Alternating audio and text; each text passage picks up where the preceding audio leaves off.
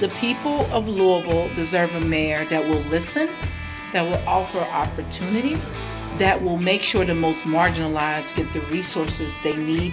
I'm here to tell you that I am the right choice because I've been working for you the whole time. I plan to be exactly who I campaigned to be. And every role I've taken in this city has been to serve and take care of people. On May 19th, this is too important for you to stay home. We need you to go vote for your future. Louisville, it is our chance to change the direction and to make it better. Louisville is better when we come together as community.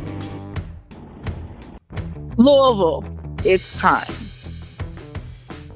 This is brought to you by the people to elect Shamika Parrish Wright. All right, thanks for being here. All right, also, I'd like to thank my colleague, Shamika Parrish Wright, for the wonderful video.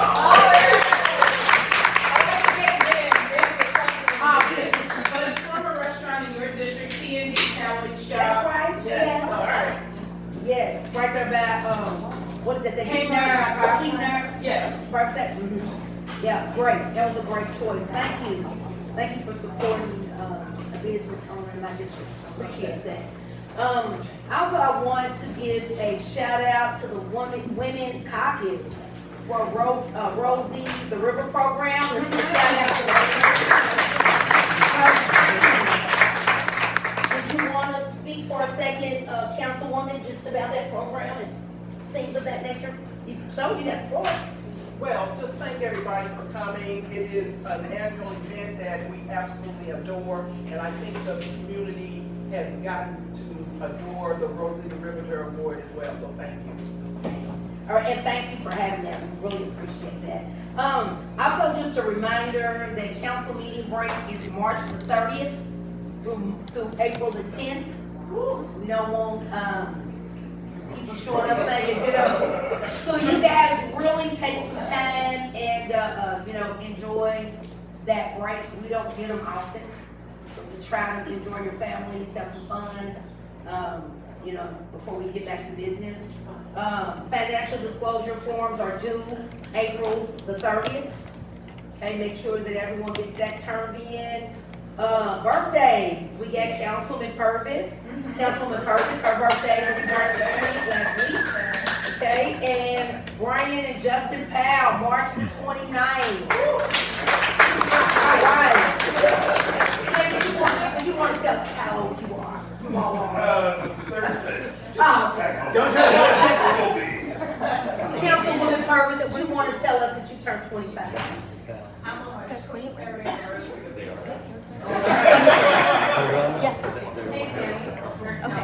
Go ahead. Go ahead, Vice Chair.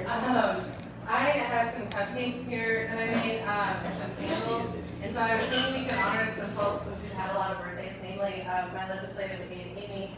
I'll allow her, who just turned 40. And we also have Sophia, Councilwoman Purvis, and also I guess Justin. So we've got a lot of candles we'll stick in the cupcakes, and I hope everyone will stay, allow them to make it. And guess what, y'all? Jennifer made them, and they are delicious. They're box cupcakes. Y'all, those are homemade. I'm telling y'all, I already ate one. So I want to have everyone do an approval of the minutes for Thursday, February the 26th. All those in favor, say approval. All right. Any opposed? All right. So caucus chair update. Aaron, you got the floor. We don't, any updates? Anybody want to give a quick before Aaron takes the floor? Anything? Yeah, go ahead. Oh, okay, I do have something. Go ahead. So, some of you may have gotten an email yesterday from a woman reaching out about how to help the TSA. Okay, I called the TSA union, got some information. Kyle was kind enough to work on an infographic for me today. I'll talk about this downstairs in committee of the whole. But if you want to put it in your newsletter, you can. They accept dry goods and gift cards up to $50. Okay? He said they can accept bigger gift cards, but they can only give each officer $50 per gift card. So then they have to take the gift card to the store and break it down into smaller gifts. But you could bring like, you know, if you wanted to give them $200, you could bring them 4 $50 gift cards, right? But if you want to put it in your newsletters, you know, she's worked on a nice infographic, we'll send it out. But, you know, those folks are on, you know, week 6 or 7 without pay. So, if you want to help out, or if constituents want to help out, you know. Thank you. All right, and yeah, I saw in the news last night they're down about 500 since the 50 some odd days, you know, they've been without pay. It takes like 6 months to train them. Yeah, if I could add, sorry, one other thing. I heard a rumor today, well, I don't know. There might be another announcement coming about some help for TSA folks. So, Just a couple things on old business, several appropriations, 3 that are looking for a little bit more money. The YMCA Black-Owned Business and Excellence Awards, the South Louisville Families Helping Families Dinner, and the Metropolitan Housing Coalitions, all looking for several $1,000s more in funding that are on tonight's old business. Excuse me. Budget had an amendment to Councilman Ackerson's sidewalk project. It just didn't have the full allotted amount, so it was amended in committee. There's the Kids Over Guns resolution that I'm sure all of y'all have talked about today. We have. Maybe put the brakes on that. That's still out to be voted on. no, hold on. Right, so I think Ken just probably needs to give an update on where we're at. Ken, you wanna go ahead and speak to that? Back and forth, here's what I come off. I said to some folks, I hold the legislation until next cycle, which is 3 weeks, I believe. The Bay, Caucus, write a letter that all 26 of us can sign.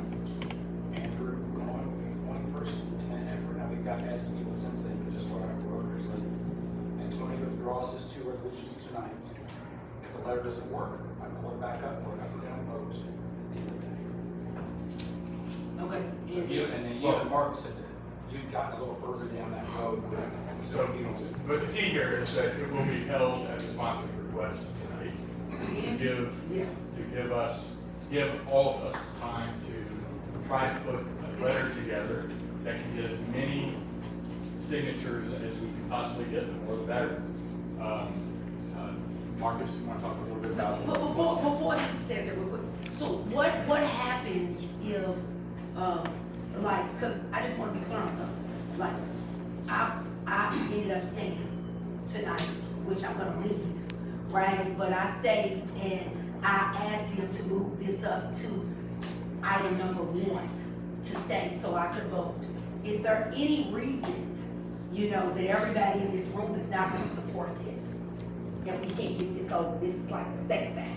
Go ahead, Mark. yeah, I think there's no question that we can move it and pass it, right? The question is, what are we trying to accomplish, right? Are we trying to pass a piece of paper that is worth exactly the paper it's written on in Frankfurt, or are we trying to drive legislative change in Frankfurt, okay? If we're trying to do the former, then we should pass it tonight, and we can guarantee that it'll go in the trash can in Frankfurt, and that absolutely no change to gun law will happen. However, if we want to drive some sort of action in Frankfurt and have an openness to discussion, it requires having some of our colleagues from across the aisle sign on. Without that, there is, and even if they sign on, let's be clear, even if they sign on, it's not a guarantee that Frankfurt's going to do anything. But it is a guarantee that they will do nothing if we don't have any of their support, okay? That's my argument, and that's why I think we should work towards finding language that they can support that gives us a path to getting something done in Frankfurt, because that's ultimately the goal. And the gun vote is in the harbor, if we can't pull it off. Correct. We're voting. But, you know, have we already went to them and asked them, or would some of them stand out since the recommendation, they said, yeah. Well, obviously the devil's in the details. It depends on what's in the letter. I was trying to push for 3 specific, well, I think I am optimistic that we can get a handful of them to sign on it at least. And I want to make, this is not about my ego or Tony or whatever. While we were in DC, 2 more people on my district were shot dead. We were just there. That's the point. That's the point.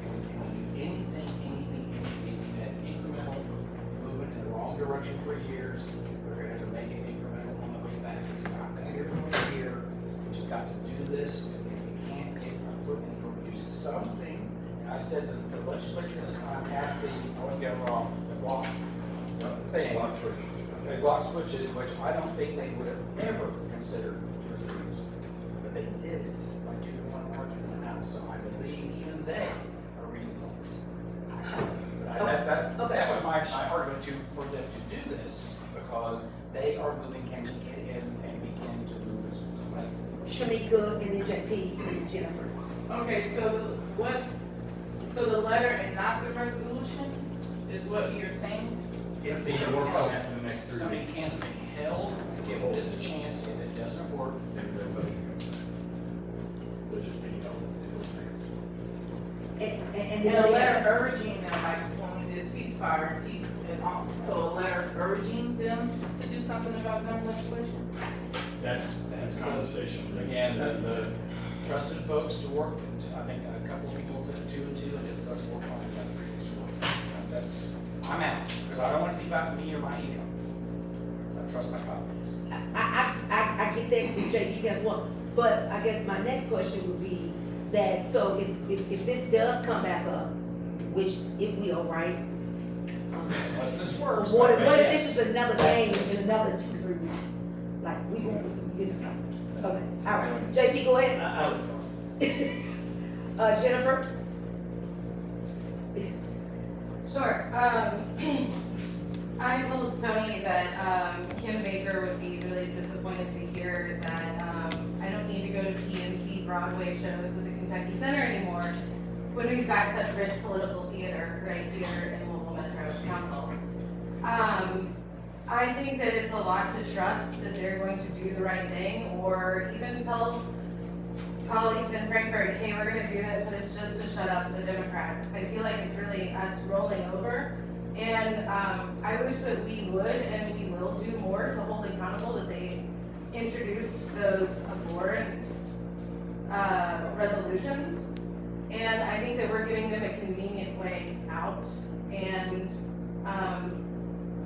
I'll let you all do whatever you want. It's your own resolutions. I'm prepared to vote or not vote, but I wanted to speak my piece. And they have to withdraw those 2 tonight, that's part of the deal. Well, I don't want them to withdraw. I want them to go and delete those and stand by the nastiness that they Yeah. introduced. And I think it's us rolling over to say, oh, a handful of them. We're settling for a handful.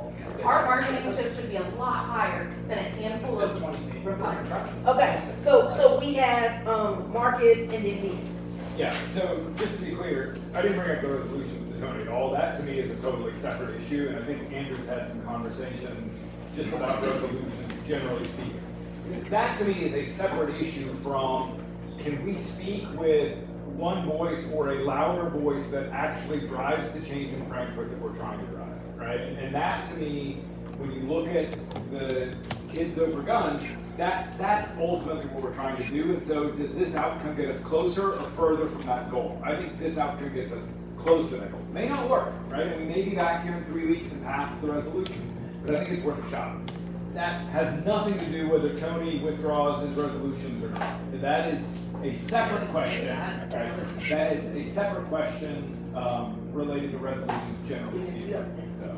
So, yeah, it's, to me, it's not a separate question, although I'm glad that this is, I will stand with Ken and us on this, because I said that I would. And in politics, keeping your word is the number one thing. Going forward, I will not support any resolutions that are not directly germane to the things that Metro Council does. And I very much did not get elected to have opinions about international affairs, about the federal level, and about state things that are not immediately about what we as a city can do. So I'll do this one, but I just want to be clear, I do not want to participate in resolutions that are not about what we do. We want to talk a resolution about energy, I am super in. We want a resolution about what ordinances we think we want to go to, I'm in for that. But if it is a thing about something that we do not control, that's not what I got elected for, and it's not what I'm here for. And to that end, some of the conversation that I had with Tony was that he said, if you guys can agree not to support those kinds of resolutions, then I can get my people to support those kinds of resolutions. So I think it'll be hard to get all 26 of us on board with that, but if a significant majority are on board with that, and no matter what the issue is, whether you agree or not agree, when it gets to the council floor, if you say, I'm voting against this for that reason, then I think that's powerful. And I'm on board for doing that. I don't begrudge anyone anything else, but I feel like we're so close to getting real progress on housing, on deflection, on diversion, on a decarceralized mental health first approach to addressing homelessness. Like, these are spaces where we're having better dialogue and more interest than we've ever had. I mean, I don't know your experience in NLC, but like my experience there was very much, we've got a broad consensus around permanent supportive housing, which is a huge deal. Like, that is the sort of thing that I want us to be working towards. And I feel like everything that is not germane to that, for me, feels like a distraction, which I do not begrudge anyone else who has a different opinion about that, but that's what I am. Well, I'm gonna say this, you know, just coming from a, district where homicides and shootings happen every day, right? I have to support, whatever it is, an ordinance, a resolution, anything that's gonna get us one step closer to bringing some attention to the things that we're dealing with every day. Go ahead, Shamika. I just want to second what you just said. I think since I've been on this council, the talk I hear about resolutions, which it is a function of this body. And resolutions have been around as the body began and before. And so they mean something to who they mean something to. I take each resolution, each piece of legislation on a case by case basis. I will not make a blanket statement about resolutions because they mean something to people. And when we want them, it's okay, even if it's for a dog who saved a cat. But if it's something that matters to people, we can't just write that off. And I saw that happen with what happened with the Ukrainians. There was a full resolution for that. Then when we brought up one about the ceasefire and all this, then it was all these issues. I think we're not doing our constituents any justice by watering down that they're already what they are. They're not an ordinance, but they still mean something in this body of government. It actually is one of our functions. That's in our books to do that. And even at NLC, I heard some things that started as resolutions and then moved to ordinances. People parsed off and they moved them. So that's the part that always worried me. We say as a democratic body that we believe in the democratic processes, but we don't get there by mimicking people who want to take those processes away at every level. Hold on a second, Marcus. Yeah, so I introduced the Ukraine resolution. I would not do it today. I regret doing that. I support what's in there, but ultimately it's not under the purview of this body. It shouldn't have been done. I own that and will not happen again. I agree with Ben's point, right? Which is fundamentally, you're right, like there are resolutions that end up in ordinances, but those should be focused on the work that we do control. Weighing in, this is an endless slope of things that we could choose to introduce. I mean, they introduce their two, we could equally introduce things that we think, put them in a difficult position to vote on. It is not productive for council. I think it weakens our ability to be a co-equal branch of government because we are doing things that aren't germane to our job. And quite frankly, I don't think is in our best interest. And I would just say, I absolutely hear that there are spaces where it is important for voices to be heard and voices to be recognized. For me, when we get into some of these things in Frankfurt and internationally, we absolutely could make a resolution about the oppression of Uyghurs in China. We could make a resolution about the lack of response in the Sudan. We could make a resolution about Iran. We could make a resolution about a lot of things and spend a lot of time and emotional calories on that. And to me, I really want to focus on the pieces of, I'm absolutely willing to say every mental health crisis in our city should be met, as a resolution with a service that first prioritizes the person. We should absolutely make a resolution saying we need to change the way that we do diversion programs at the entry to our jail and exit programs at the end. I would make resolutions about things that we can control. And I 100% respect, that the idea that we need a voice for our constituents. I just feel like some of this is going down a path that is going to distract us from work that I think that we can do productively together. So, and I respect that you feel differently about it. Thank you. Aaron, you have the floor. Go ahead and continue. You didn't think we were gonna take that off, right? Did you? No, but I think I'm prepared, because I call this kind of a haymaker. Only, since Brent's not here, Barbara may remember this, because she's on one around 8 years ago, this happened again. Brandon McComb, David James, Bill Hollander, Sherry Brown Hamilton, all sponsored a resolution, pretty much to mimic Ken Harkin's resolution on regulation of guns, except it would allow Lexington and other cities to kind of do the same. Well, what followed suit the following week was a resolution supporting an amendment to the General Assembly regarding informed consent prior to having an abortion. That was back when you could have an abortion in Kentucky in 2018. But that kind of was the retaliatory jab that came from the Republicans. Everybody withdrew because I think everybody calmer heads prevailed and realized that none of that was going to matter. And it's unfortunate that they don't listen to constituencies like Louisville Metro. They're more apt to listen to the Kentucky League of Cities and CACO, which are much larger, enveloping organizations that advocate for stuff. I've mentioned, their legislative policy, but I think that going forward is a way to really bring together some of these issues. The tie that binds everybody is violent crime. We've seen an increase across the country, and that includes small municipalities and counties across the state. So, but anyway, one amended planning and zoning. I think that was that just the council binding element, or those were some. I can't remember. Yeah, there were a couple. It's it is currently an automobile service station that's going to an automobile repair garage, which allows some more intensive activities. And Councilman Vashon was looking for some additional sort of bufferings and protections there. Applicant agreed to them. I haven't heard any rumblings since, but I'm happy to answer any questions. One other thing is a discharge petition that I think some of you all signed to allow not the kids over gun, but the partnership on streetlights, since public safety wasn't able to meet last week. Yeah, thank you. I appreciate those people that signed. Public safety was canceled last week because of the NLC meeting. JCPS already passed this resolution. I didn't want multiple more weeks to go by. So appreciate your support. We've got all 26 sponsors, hoping it will pass. He actually spoke at the meeting. I don't know if y'all saw that on the news. Councilman Weaver went over there and spoke on it. We had 9 addressees to council. A couple about the law enforcement wearing masks again. 3 in regards to transgender and that safe haven law that's on new business. I'll mention that here just shortly. 2 on the massage ordinance. We've had a couple of media stories on that issue this week about it being enforced, I guess, through some letters from others. New business, several different appropriations.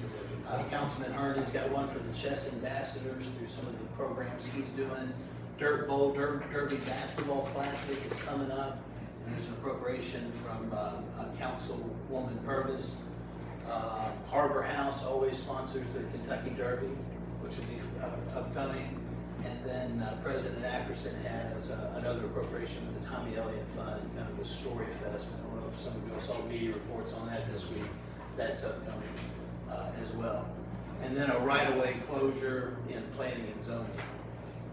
Community Affairs has those 2 resolutions that you mentioned that Piagentini was sponsoring on denouncing socialism, fascism, and supporting women's sports from the introduction of biological males. Another honorary street sign for a lady that passed away a few years ago. I believe is that in your district? No? Is that in, I can't recall whose district that is. Anyway, it's on new business. Labor and Economic Development, a couple sole source contracts. LNPD wants to purchase some compact pry bars, and that's what they kind of look at. It's kind of an interesting little, gadget you have in your garden almost. And You used then, company name for that, it was like Dude Product. that is,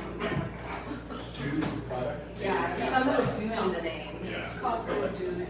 Yeah. What? Good Dude. Good Dude. good, Yeah, they're the only people that can do it, that have this thing, so. and then another one for a consulting contract, a professional service contract for housing and community development.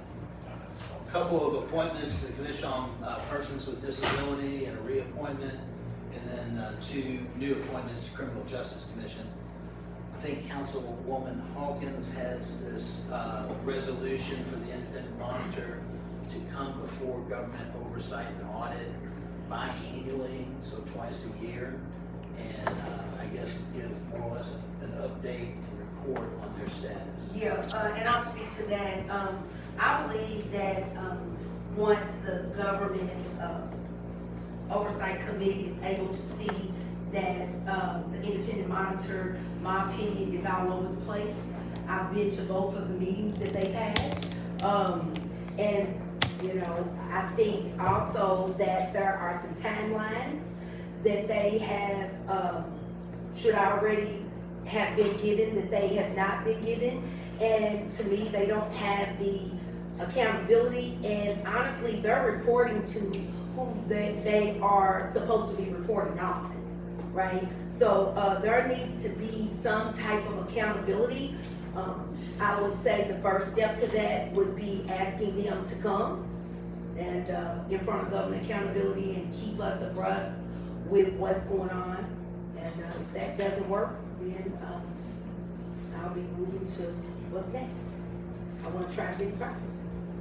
Hope I can get everybody's support. Is there a reason that we're not making this ordinance? Well, I kinda wanted to, I wanted to see if they was gonna be open to do it on their own first. And if they don't comply, then yes, that was my intention to do that. I wanted to give them that opportunity to say, oh yeah, we'll come this day. And then I wanted to also give, our government accountability chair opportunity to go ahead and line them up to come in to speak. I don't think there's a problem with them coming in to speak, but I do know LMPD is all over the place. And they have had to run the things. And if we look at what happened with Inspector Harness, it took forever for him to get that information. I think when you come into any new situation, you have to learn the lay of the land.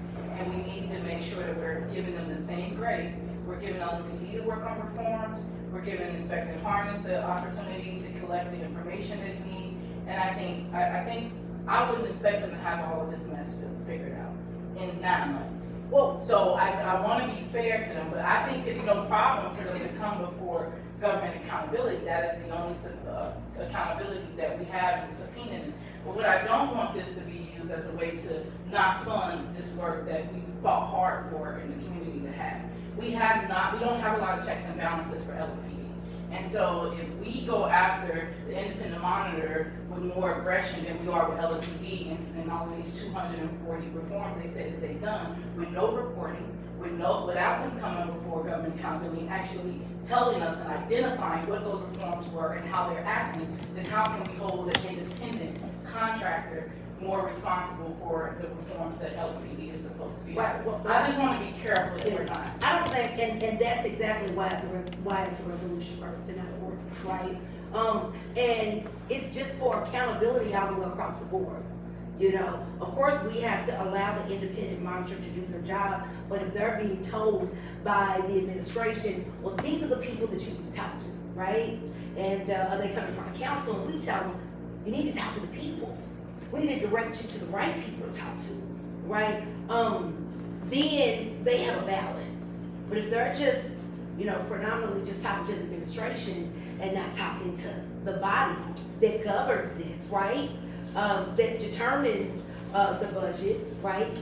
Then I think that they need to know that that's a choice and that they do have a body that is receptacle to listening to them. And because who's talked to the independent monitor? I know I have, I know Councilwoman Shanklin has, but you have Councilwoman, I mean, like really nitty gritty, like how will they get to the people if they're not talking to us?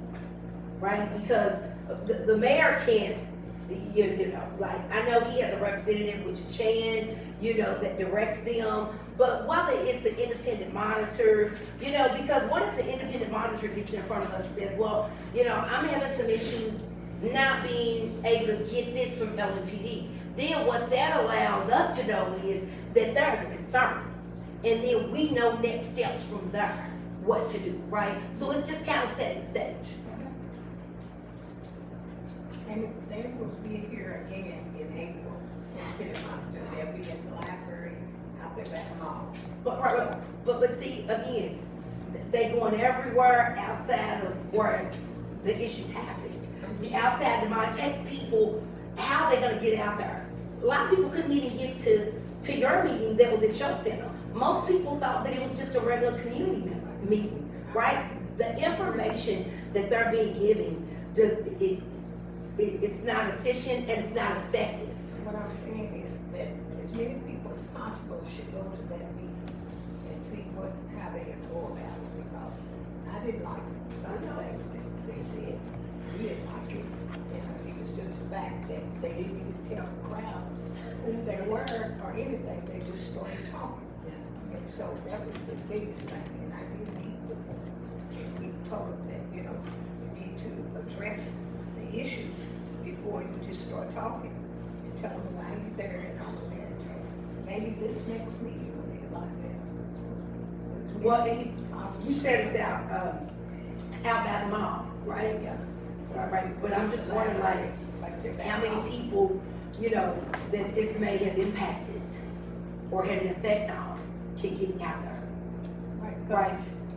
There were people that came in actually asking them about the snow routes. They didn't even know why they were there or anything, because I talked about the snow routes. So people need to be informed. Yeah. A little bit better than what they did. Exactly. And we ought to do a better job of sharing that information, making sure that people do know about it. But I do think the meeting should rotate. Johnson is just happening in our district, it's all over the county. So I do like that part, but I will make sure I also attend this next one to see what you're talking about with their presentation. Now, hopefully they'll do better, because there's several people that mentioned that to me, that they did not, you know, they just gotta start talking, and nobody would be better.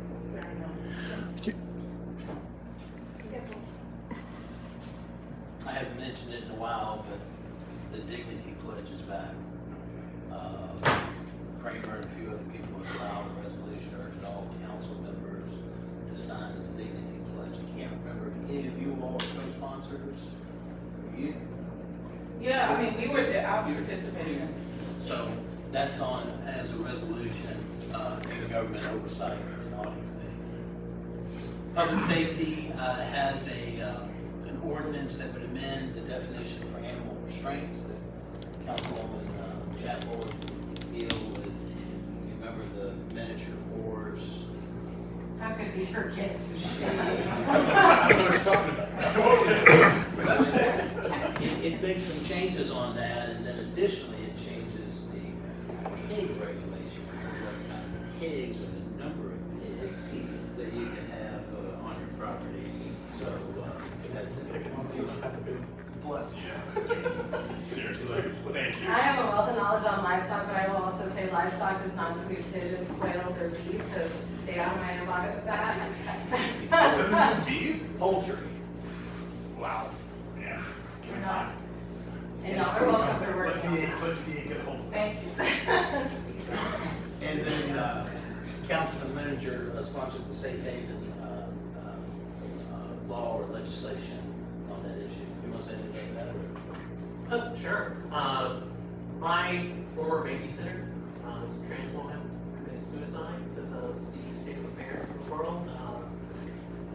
I have been asked to introduce this legislation since I was seated by trans people here in Louisville. They are looking for an indication that literally any member of government at any level will stand up for them in any way.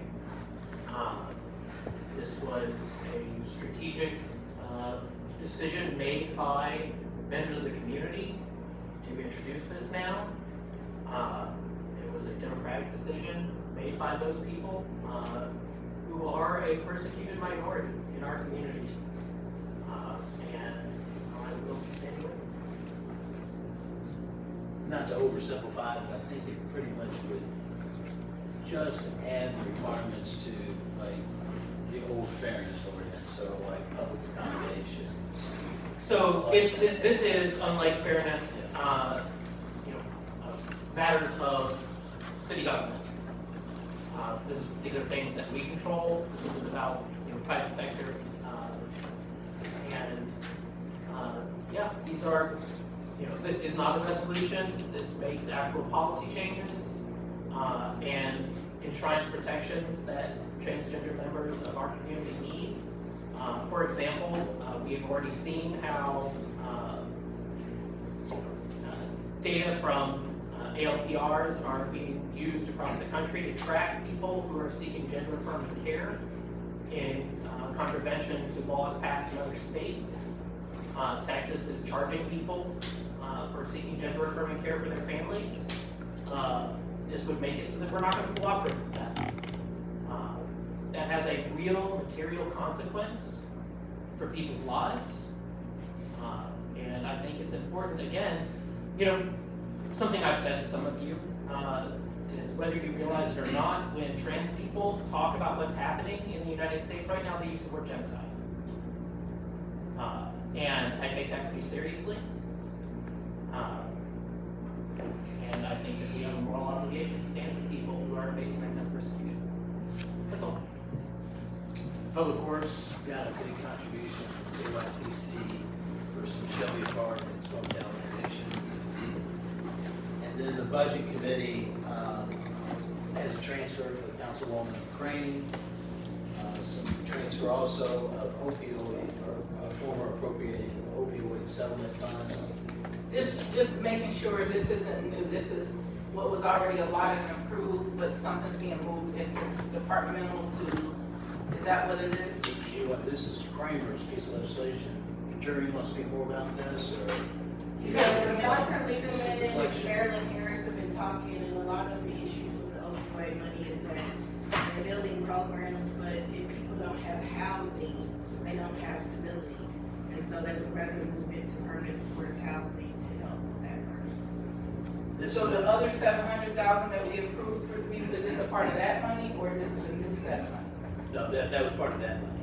Yeah. And it's just, okay. Taking that money that was formally appropriated.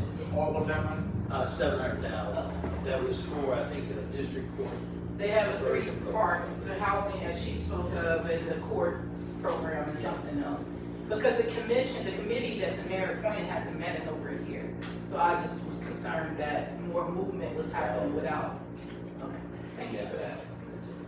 Yeah, they haven't done anything with that. The Republican, of course, pool their money, especially their CIF money.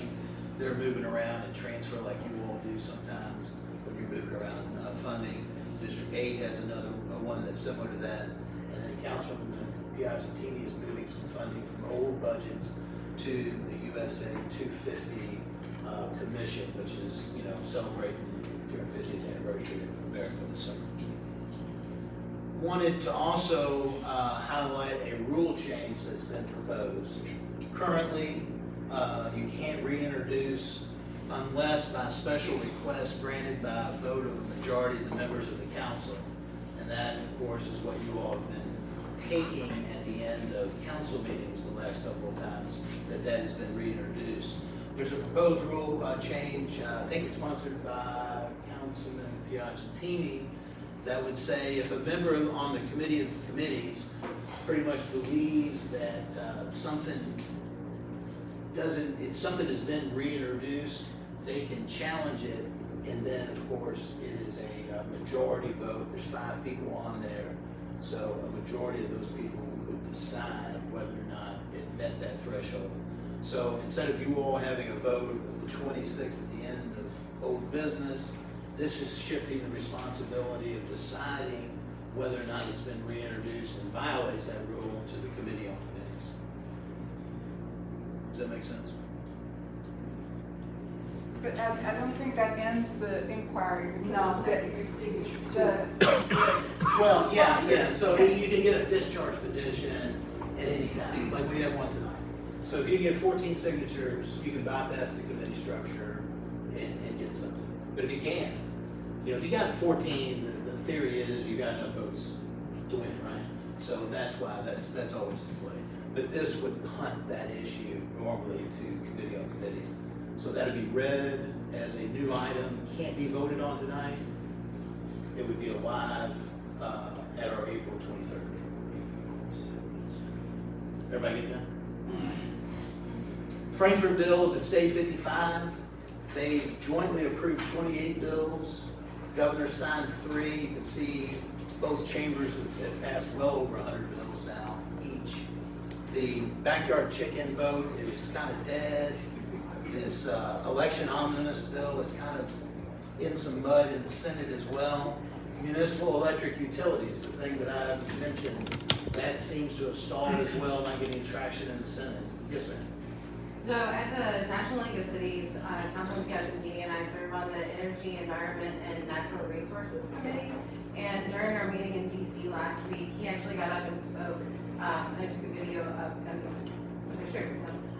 But he had gotten up and he spoke to the fact that Kentucky is being really progressive in doing this. And I think he owes me $5 because they said this has to do with municipal electric owned companies. And he was under the impression that it was for the entire state. And he really, really was shocked by that. And so I hope that that makes an impact in some of their advocacy around this issue. Occasionally alcohol kill you. If he did something wrong, but I had Aaron send me the receipts. And I witnessed him saying he owes you $5, so. the confusion came Lyndon Pryor. Got some news coverage on this issue, and I think he thought it applied to LG&E, which it doesn't. And so that kind of led to, I think, not understanding. Our 67C bill passed out of the Senate committee the other day. I emailed you. It was on Senate orders of the day. Anybody know if it passed? 67? But it looks like it's headed to the governor's desk pretty soon. It was unamended in the Senate committee, so it will be adopted and sent to the governor. The fire district tax is stalled. Solid waste management exemption is kind of stalled. And restaurant tax. The two things, or one thing here is that residential infrastructure thing that I keep on telling you about. It has been given 2 readings, even though it hasn't passed out of the Senate or House committee. That means it's going to pass because they're taking it from the committee to give it its appropriate 3 readings for it to be enacted. They're day 55. Remember, they've got to kind of do stuff quickly. And then the massage therapy business has pretty much stalled too. That hasn't been enacted by a House committee and given no readings. Excuse me, Aaron? Yes. So just remind me, the regulated massage therapy businesses, that was to authorize local governments to do what we have already done. It seems to be my And so it's kind of implied there with the state not passing it that we do not have the authority.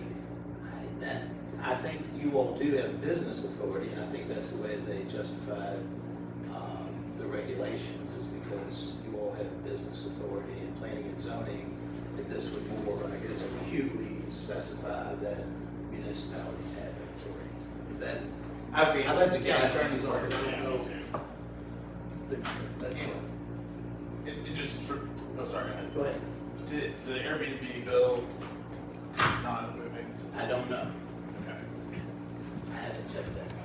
That was 110, Senate 152. One thing that I would say is the Herald Leader had a good article about immunity bills that are passing out of Frankfurt. One is for road contractors, for them to avoid any liability whatsoever when they construct roads. That will probably filter on down to us as well, being Metro doing roads.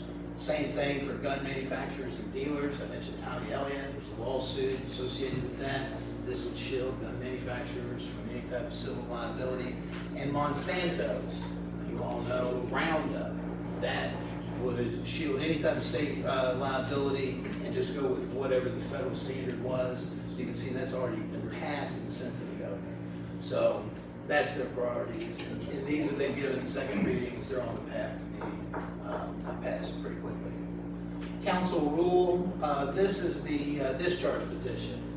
First time this has happened in a long time, but you just need 14 votes to get something to bypass a committee or bypass the committee system. So if you have 14 votes, submit that to the clerk's office. It automatically goes to old business at the next Metro Council meeting. People have asked about disciplinary and separation from the caucus and that issue, of course. Caucus leadership conducts an investigation. They have 14 days to conduct that. The second stage is for the person that is accused of the violation. They have 14 days to respond to that complaint, and then it goes on to the full caucus after that. And then just a couple of calendar items. April 16th is the parliamentarian training. Please try to come to that. That will be videotaped, but that should be, we had a meeting with the parliamentarian earlier this week, kind of went over some details and how our rules differ from Robert's rules. And so we have some really, I think you'll have a really good foundation to give you all some training on parliamentarian procedure, not only in committees, but at council level as well. Our next council meeting is the mayor's budget address. So that will be an early 4 p.m. meeting with 3:15 committee of the whole, no caucus. And then, of course, volleyball tournament, later on in July. So,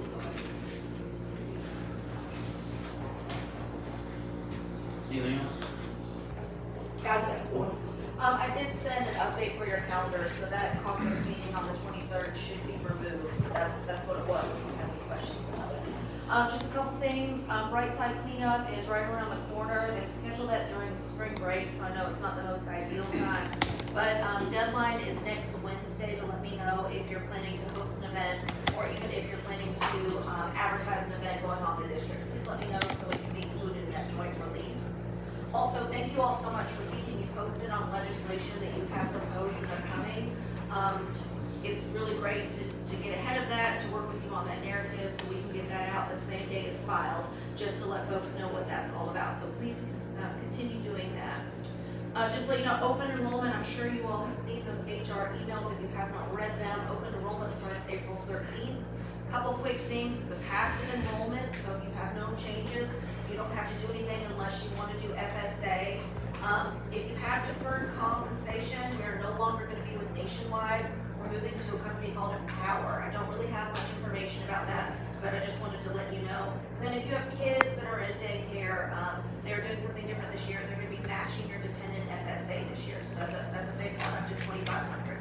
So just check it out. We've got plenty of time. Let me know if you have any questions, and I can help you with that. And then just to follow up with Dr. Shanklin, the independent monitor meeting is scheduled for Thursday, April the 16th. It's going to be at the South Central Regional Library. That was emailed earlier this week from them, but it's just a word email. There's no graphic yet, so they said that they'll be following up with the graphic, but it might be a little while. So just let you know if you want to start advertising that or making sure that's on your calendar. That's what it is. And then just as a reminder, I will be out of town for JCPS's spring break, but Erin is going to be doing the morning news and being on call for me that week. So thank you so much. all right. Any update? All right. So I do have one thing. I will be leaving probably. Okay. So I'm gonna run the meeting, and after that, I'm gonna relinquish the chair to Councilman P&T. Especially being that you're on this, I was gonna try to stay. That is why I moved, this from the end to the beginning. But I guess once we get to committee of the whole, you'll have that discussion, and then we'll go from there. I just wanted you all to be aware. Nobody has any votes that they need my support on. We good here? All right. So, if no one has anything else to say, stand to adjourn. Every note, every performance, the arts connect us. The arts connect us through joy and through awe, bridging cultures and generations. From intimate theaters to the grandest stages, the arts bring us together, reminding us that we're never truly alone. When we experience the arts, we experience each other. Kentucky Performing Arts. The arts connect us.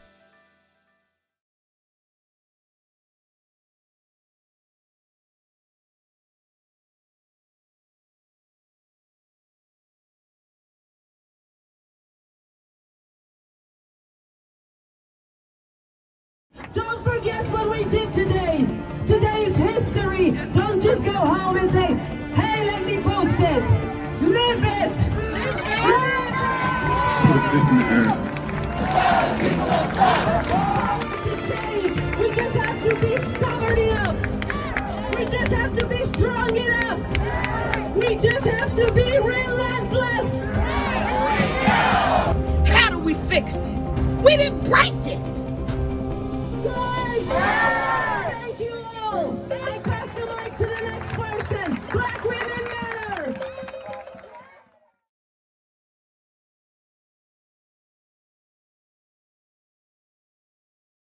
Si no haces nada más, si no haces nada más, si no haces nada más, si no haces nada más, si no haces nada más, si no haces nada más, mantente